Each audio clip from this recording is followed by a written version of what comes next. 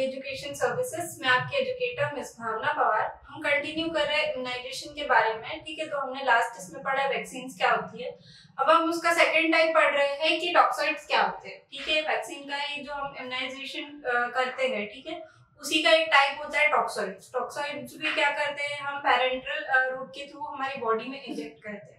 तो टॉक्साइड्स देख लेंगे, टॉक्साइड्स क्या चीजें होती है। तो टॉक्साइड क्या है, toxoids are highly effective and safe immunisation agents. मतलब कि क्या होती है, बहुत ज्यादा हाई इफेक्ट करती है हमारी बॉडी पे, अच्छा इफेक्ट करती है। और ये क्या होती है, सेफ इम्यूनाइजिंग एजेंट्स होते हैं, मतलब कि हमारी बॉडी के लिए सेफ होते हैं, प्रोटेक्टिव होते हैं। ठीक है, नेक्स्ट क्या है, these are modified bacterial toxins that have been detoxified. ये क्या होती है, बैक्टीरियल टॉक्सिन्स होती है। ठीक है, बैक्टीरिया के अंदर के जो टॉक्सिन्स होते हैं वो होती है जिनको हम लोग क्या करते हैं, उसमें से डिटॉक्सिफाई कर लेते हैं। मतलब कि जो हार्मफुल एजेंट्स है उनको निकाल करके इन्हें डिटॉक्सिफाई कर लेंगे और उसके बाद में हमारी बॉडी के अंदर इंजेक्ट करेंगे। तो ये कैसे वर्क करेगी, टॉक्साइड के जैसे वर्क करती है। ठीक है, अब ये क्या है, how their ability to stimulate antitoxin formation and thus preventing bacterial toxicity is rated। अब इसके साथ क्या होता है, हमारी बॉडी के अंदर की क्या स्टिमुलेट करेगी, ऑटोटॉक्सिसिन। मतलब कि हमारी बॉडी में ऑटोटॉक्सिसिन की तरह काम करेगी और क्या करती है, बैक्टीरियल टॉक्सिसिटी से हमारी बॉडी को बचाती है। ठीक है, जो भी बैक्टीरिया जिसकी वजह से हमें टॉक्सिसिटी हो रही है बॉडी के अंदर, उससे हमारी बॉडी को ये प्रिवेंट करने का काम करेगी। Tetanus toxoid and diphtheria toxoid are some common examples. अब इसके एग्जांपल दे दिए गए हैं हमको। टिटनस का जो टीटी का टीका लगता है, ठीक है, वो बता दिया गया है हमको। और क्या है, डिप्थीरिया का भी, डिप्थीरिया का जो टीका लगता है वो भी क्या होता है, टॉक्सॉइड होता है एक टाइप का।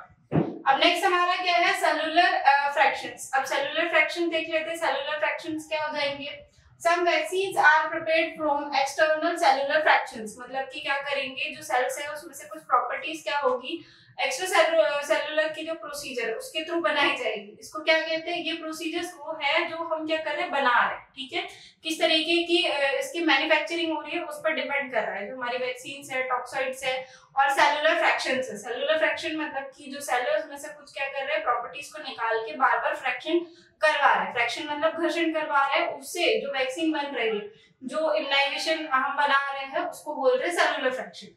ठीक है, अब इसके अंदर क्या आता है, vaccines are meningococcal prepared from polysaccharide antigen of the cell wall. ठीक है, अब ये कैसे बन रहा है, जो पॉलीसैकेराइड एंटीजन होता है सेल के अंदर में, उससे बन रही है कौन सी वैक्सीन, हमारी मेनिंजोकोकल वाली वैक्सीन। ठीक है, तो ये क्या हो जाएगा आपका, सेलुलर फ्रैक्शन। अब नेक्स्ट टॉपिक है हमारा कॉम्बिनेशंस। अब कॉम्बिनेशन से नाम से समझ में आ रहा है कि दो या दो से ज्यादा चीजों का क्या होगा, इसके अंदर कॉम्बिनेशंस होगा। ठीक है, तो इसमें क्या देख लेते हैं, mix to combine vaccines have more than one kind of immunisation agent. मतलब कि इसमें क्या कर रहे हैं, हम दो या दो से ज्यादा चीजों को कंबाइन करके एक वैक्सीन को प्रिपेयर कर रहे हैं।